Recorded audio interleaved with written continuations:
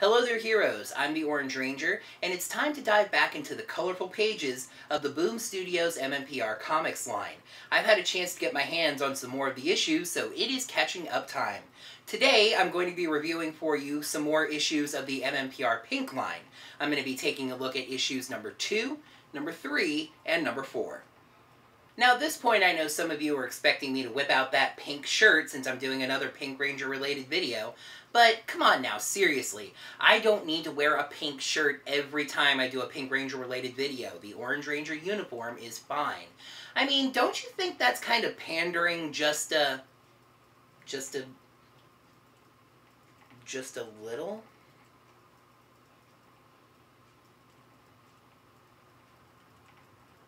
Like I was saying, Super Mega Mode.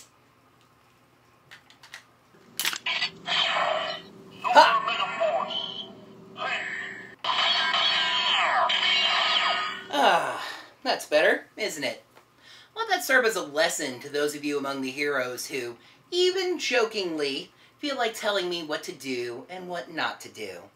With that established, let's begin, shall we? We start with issue number 2, and the cover I got features Kim morphing into the classic Pink Ranger. There's a Pink Ranger energy form around her, like it's mid-morph. I really like it, even that her eyes are pink, except for this little tuft of hair near her eye. I'm not sure what it is, I just imagine that it's hanging there while she's morphing, and slowly falls in front of her vision while she's in battle. The comic oddly resumes immediately from where it left off, but states that these events took place 30 minutes ago. It's like they wanted some time to have passed between issues, but they needed us to see what happened. Kim watches in horror as her mother is transformed into one of the Swamp Things. Verdo, whose name I believe we learn in this issue actually, but Goldar's lackey, commands Kim's mom to destroy her. She resists, so he tells the others to grab Kim. Kim is vastly outnumbered, and knowing these are the people of the village and she can't fight them, she runs away, promising she'll come back for them. So now we're caught up to present time, I guess, and Kim is walking back into her mom's house. Surge surprises her and gets flipped on his back for his trouble. Kim tells Surge about what happened, being careful to indicate that she and the Pink Ranger are different people, of course. When Kim says that the Pink Ranger didn't have her team, that gives her an idea. She shoos Surge away to talk to the Pink Ranger, but he refuses, saying that he wants to help. Kim has an idea and gets rid of him, but with a legitimately important task. Go to the refugees and tell them to stay put, so they don't become monsters for Verdo and Goldar. He gets what's going on, but he agrees. Kim contacts Zordon and says she needs the help of Jason, Trini, and Zack. Zordon says Jason is on his own mission. Okay. But he says he can teleport her to Trini and Zack. What's more, they can use the Sword of Light to divide the power given to Kimberly between the three of them, making them Power Rangers as well. Outside, it turns out Surge hung back to listen, and he gets grabbed by Verdo. Kim teleports to somewhere in South America, where a hang-gliding Trini dives down and hug tackles her. I flied? No, you followed. Kim starts telling Trini about the village, but her good friend knows she's keeping something back. Kim reveals that they have her mom, and ostensibly her stepdad, and she instantly agrees to help. As they go to see Zack, Trini describes what the two of them have been doing. Maybe Jason too? While Trini at first saw herself going into medicine, a nice reference to the continuity of the core comic line, they're now working on healing the Earth by establishing sustainable green spaces. Trini is taking care of the plants, while Zack educates the people. Kim decides to try and surprise Zack, and it works out about as well for her as it did for Surge. The two reunite, and in the shadow of a juice bar logo and a picture of the team, she explains what's going on. Zack also instantly agrees to go, saying Kim is family and that she needs their help. They teleport back to France, specifically to Maddie Beaumont's increasingly crowded living room. And after a quick happy reunion, Zordon activates the sword, and Zack and Trini become the Black and Yellow Rangers once again. That's right! No, it's not racist, shut up! Trini's suit is basically a yellow version of Kim's, except with black circles on the shoulders that maybe indicate she has a backpack? Zach's outfit has an even sillier flourish. It comes with a jacket. No, make that a hoodie. Go-Go Power Hoodie. The really nice touch, though, is that both of the suits feature pink piping on them. They're sharing the pink power, so they all have pink somewhere on the suit. Zordon decides to let Kim keep the Sword of Light, while pointing out that the longer he's without the energy he's given them, the more vulnerable he becomes. Then we get a weird left turn in the plot. As they're planning their next move, they get a signal from Tommy, the White Ranger. Wherever he is, he's been separated from the other Rangers, and Zed and Rita have the upper hand. Kim responds, to Tommy's surprise, but they lose the transmission.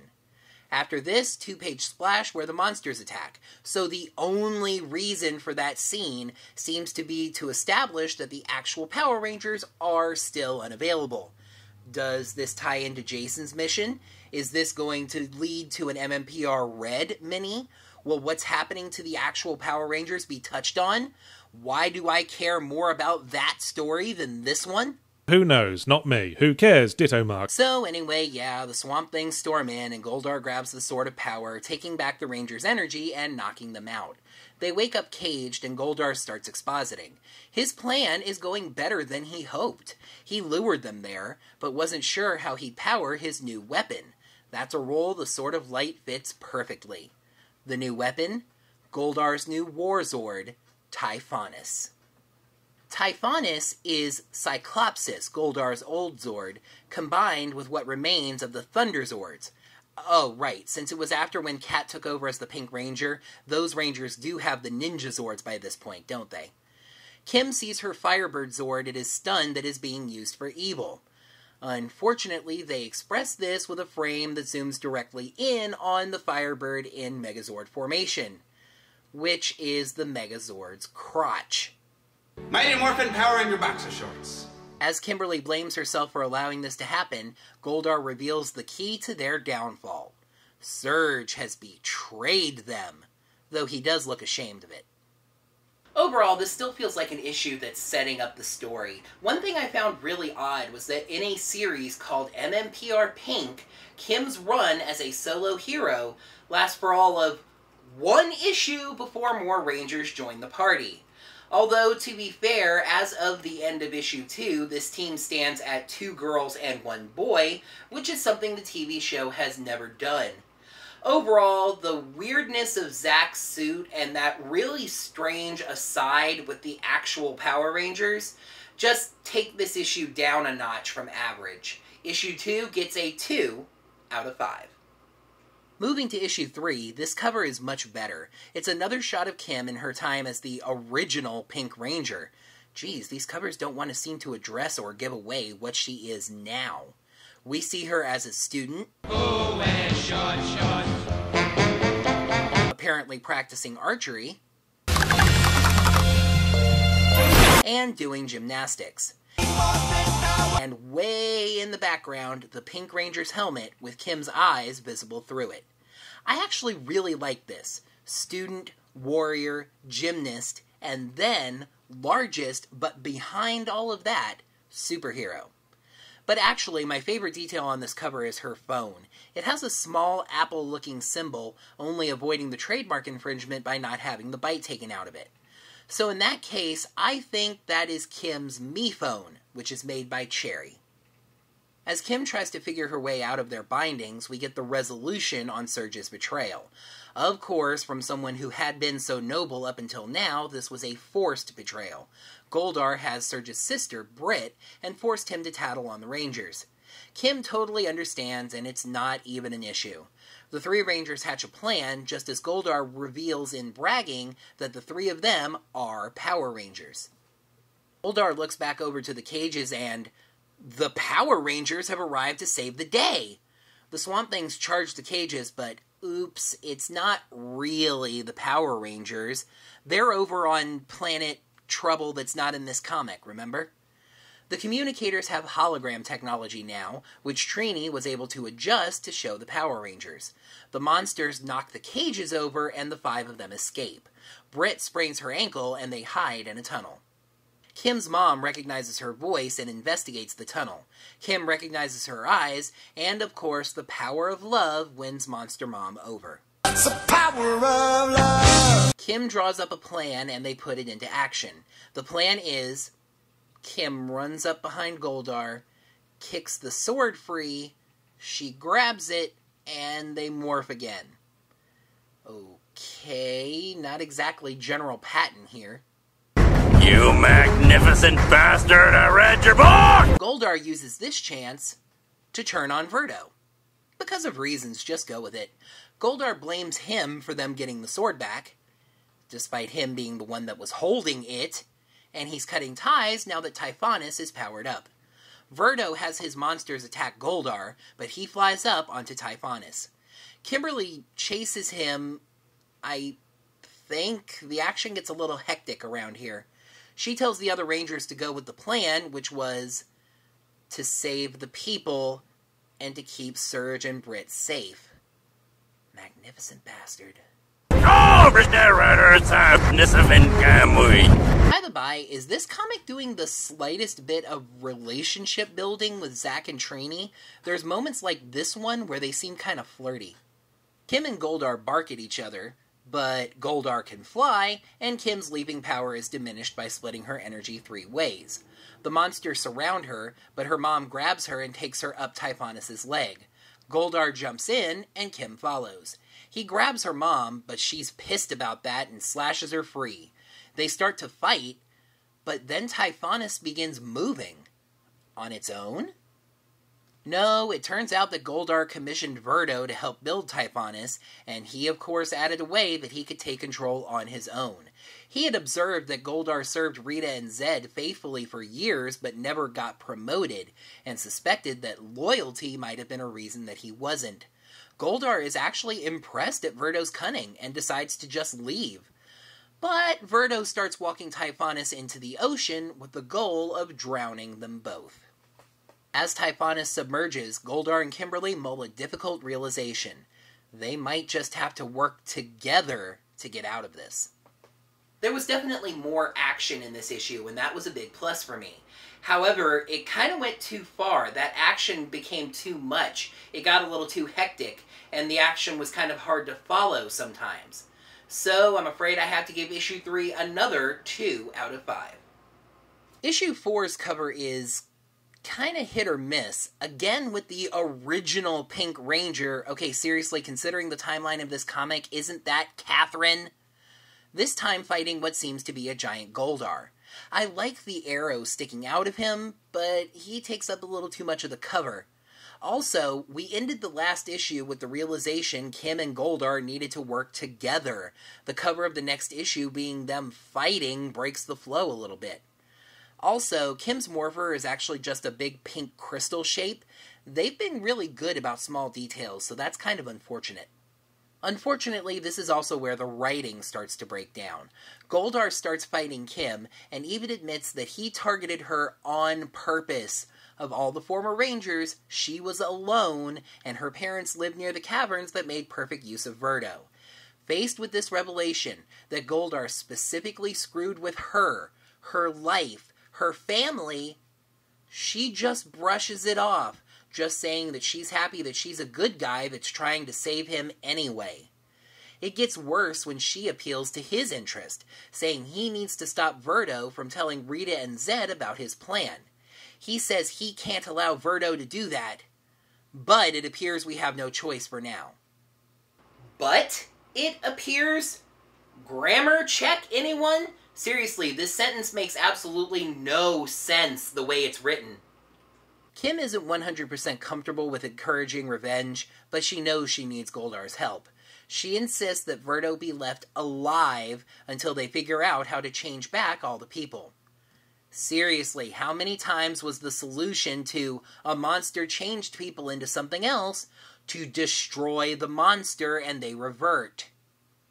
Meanwhile, we see that Verdo is now taking charge. He changes someone else into a Swamp Thing, and Zack gets a cute little line about Verdo making friends, and then another quick little relationship builder about Trini always being right.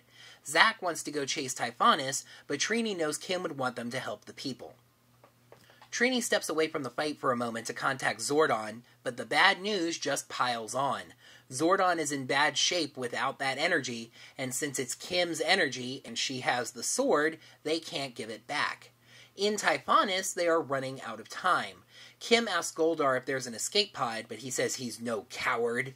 Kim realizes Typhonus is made of Zords and asks if one of them could detach. But Goldar says this isn't a Megazord. These are pieces of Zords stitched together with Cyclopsis. But what about its lovely shorts? The Firebird Zord is small and pathetic, enough to be powered without Typhonus. Goldar starts rerouting power while Kim's mom drags her down to the Firebird. Kim gets it working, and while Goldar thinks she's betrayed him, no, she picks him up. But Goldar wants to blast Verdo and the monsters, and he and Kim fight over the controls. When Goldar can't get to them, he says the deal is off, and he leaves. Verdo apparently threw his trident at the Firebird, damaging it and forcing a landing. Verdo runs that direction, with Zack and Trini chasing. In the very next frame, Verdo has Zack by the helmet. Not well-paced, comic. But Surge tackles Zack away from Verdo, and then Goldar swoops in and grabs the monster. But Verdo bites Goldar on what seems to be an armored bit, but Goldar screams anyway and drops him into the sea. The good guys reunite in one of the caves and take stock. When Kim hears that Zordon is weak, she of course wants to give the energy back and contacts him and Alpha. Alpha says that's not necessary just yet. They can buy him another 24 hours without the energy by cutting off his connection to the energy tube. Then Zordon tells Kim that she's going to need a full team to do this, so while each ranger will get weaker by doing so, he has her hold up the Sword of Light and morphs Brit and Surge into the red and blue rangers. And yes, in that order, Comic went all edgy and made Brit, the girl, the Red Ranger. I love this shot of Kim's face at the bottom of the page. She's given this situation the crazy eyes.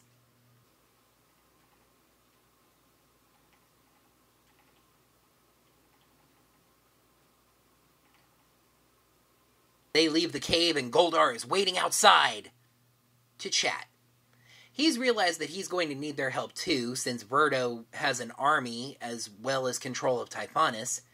Kim says that Verdo goes unharmed until the humans are changed back. He agrees, just this once. She thinks that this is a sign of good in Goldar, but he says that's foolish. We get a page of the Rangers helping repair and evacuate the town. 2 of the frames are entirely in French, with no translation notes provided. I'm not sure why this is. Even some of the French characters have spoken English. As a service to you all, Trini tells the people in this tent to only use bottled water if there's a flood, and Brit asks people not to drive through the flooded streets. So I'm guessing that they expect the possibility of some kind of flood or tsunami with Typhonus in or near the water. By the by, I just typed those words into Google Translate, and the sentences translated perfectly. That makes it feel like really basic French. I don't speak French, so I can't be sure, but did the writers just plug English phrases into Google Translate? Anyway, from the sky, Goldar tells the Rangers that something is happening, and they meet at the Firebird Zord. It's Typhonus, emerged from the ocean and ready to fight. Verdo is amused that Goldar is working with the Rangers, wondering what Zed and Rita might think of that. The unlikely team, 5 Rangers sharing the power of, at most, 1, a Swamp Thing monster, and a flying monkey, form up and get ready for battle. Issue number 4 was definitely the best of these 3, but overall, the story is starting to feel a little fanficky, with its glorification of Kim as well as other factors. Like, oh, past Rangers came back and are Rangers again. Oh, and 2 of Kim's friends now become Rangers too. Ooh, and Red is a girl this time. There are breaks in the action between sequential frames, and overall, the story somehow feels like it's moving far too fast and dragging at the same time. It's hard for me to put an exact finger on what my issue is with this, but something just isn't working. As for issue 4, I give it a score of 3 out of 5. And that is going to wrap up this video, my review of MMPR Pink issues number 2, 3, and 4. There are 2 more issues left in this miniseries, number 5 and number 6, and I'll be reviewing those when I get my hands on them. I don't ever schedule these comic videos. I think I scheduled one as part of a hiatus, but overall I don't schedule them. I just toss them in as bonus videos for you guys when I have the time to do them. I will tell you that I do currently have issues number 6 and number 7 of the core MMPR line, as well as issues number 1 and number 2 of the MMPR Justice League crossover. I've been debating kind of back and forth whether I wanted to do one video for each line or to try to squeeze the 4 comics into one single video. In the end, what I think I've decided to do is wait until I get one more issue of each, so MMPR number 8 and MMPR Justice League number 3, and then do another 3 comic video for each. And I will say, Heroes, if you're not yet, I would definitely recommend picking up and reading the Boom Studios MMPR comics, both the core line and the Pink line. And I would definitely encourage you, if it's possible for you at all, to please support these comics financially. Go and buy them at your local comic store or order them online. I ordered these comics online because I knew I was way behind and needed to order back issues that wouldn't be in the local comic store anymore. We need to show this line financial support. They need to see the sales numbers, and those get reflected online, local comic stores, etc., to show that this comic is being supported and still doing really well. Now, that said, it is doing really well. If you haven't heard just yet, and I'm not sure when I'm getting this video posted, so I don't know how fresh of news this is, but Boom has actually just authorized a 3rd MMPR comic line. It'll be the 2nd ongoing since Pink is ending. It's a 6-issue miniseries. But there's going to be another MMPR comic line called Go-Go Power Rangers, which is going to kind of, in a young adult fashion, more focus on the Rangers' regular lives and how those meld with being a superhero.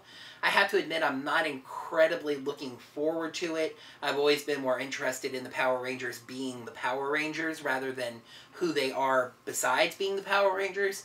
But it's good to see another line for this comic because that shows strong sales numbers and good growth of the franchise as a whole. So in the end, I just reiterate, please pick up this line if you can financially. There's actually even some services online now, I'll try to remember to link to those down in the video description, that allow you to subscribe online, and you can pay far less and just read the comics online. I prefer to have physical copies, of course, but that could be something that can save you a little bit of money and ensure that you still get to read these.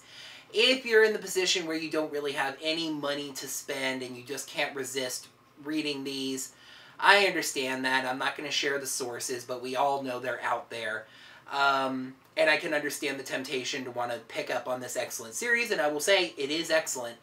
But if at all possible, try to buy at least some of them. Make a token show of support, if nothing else, to support this line, because it's really, really good. Even with comics like these that I didn't like all that much, the MMPR Pink line is still excellent. The MMPR core line is beyond excellent. It's so good. It's really, really good.